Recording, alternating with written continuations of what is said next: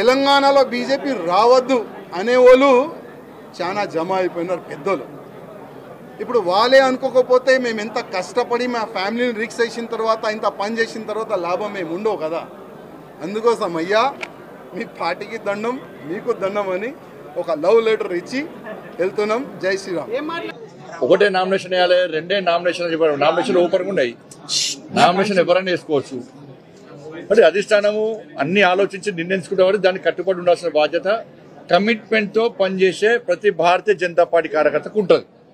ఈరోజు రాజా సింగ్ గారు ఉదయం పార్టీ ఆఫీస్కు రావడం జరిగింది.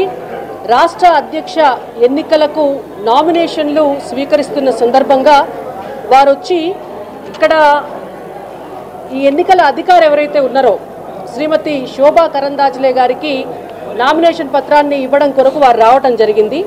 వచ్చిన సమయంలో వారు రాష్ట్ర ఇన్ఛార్జ్ అయినటువంటి అభయ్ పటేల్ గారితో వారు మాట్లాడారు.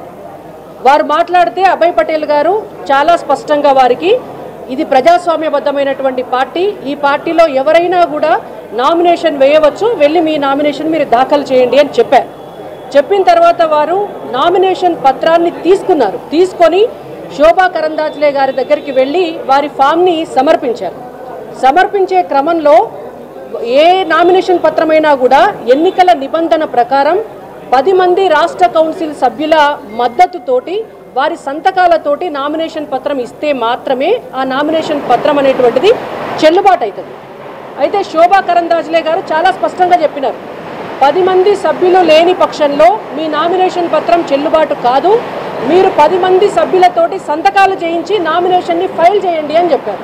చెప్తే వారు బయటకు వచ్చి వారికి 10 మంది సభ్యులు సంతకం చేయడానికి 10 మంది సభ్యులు లేకపోవడంతో వారు ఉల్టా పార్టీని బదనాం చేసుకుంటా అబద్ధాలు చెప్పుకుంటా పార్టీ వారికి నామినేషన్ వేసేటటువంటి అవకాశం లేదని చెప్పి అబాండాలు వేయడం జరుగుతోంది. ఇది ఇవాళ జరిగినటువంటి వాస్తవమైనటువంటి పరిస్థితి.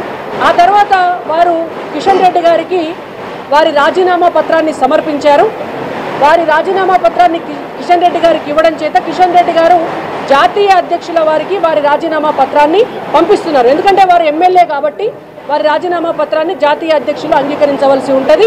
వారు అక్కడికి భవిష్యత్తులో పంపించడం జరుగుతుంది.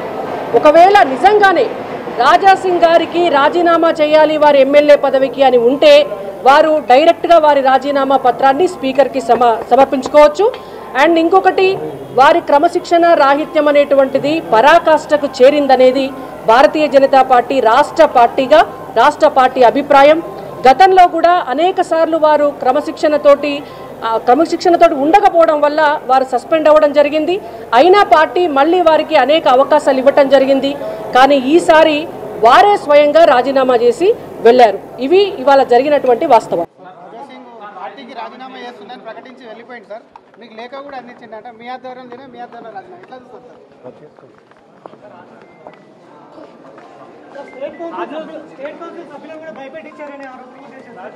రాజా సింగ్ హిందుత్వము కవల పిల్లలు. రాజాబాయి మాకు వజ్రంతో సమానం. తెలంగాణకు హిందూ బిడ్డలకు మనోధైర్యము, హిందూ యువతకు ఆదర్శము. నిన్న కూడా చెప్పాడు కదా, హిందూ ద్రోహ పార్టీలైన బీఆర్ఎస్లో కాంగ్రెస్కి వెళ్ళే సమస్య లేదు. అమిత్ షా గారు, నరేంద్ర మోడీ గారు నాయకత్వంలోనే ఉంటానని కొన్ని చిన్న చిన్న కలతలు ఉంటాయి. ఆ ఇష్యూ అధిష్టానం దృష్టిలో ఉన్నది. దాని మీద మేము ఏం మాట్లాడదలుచుకోలేదు.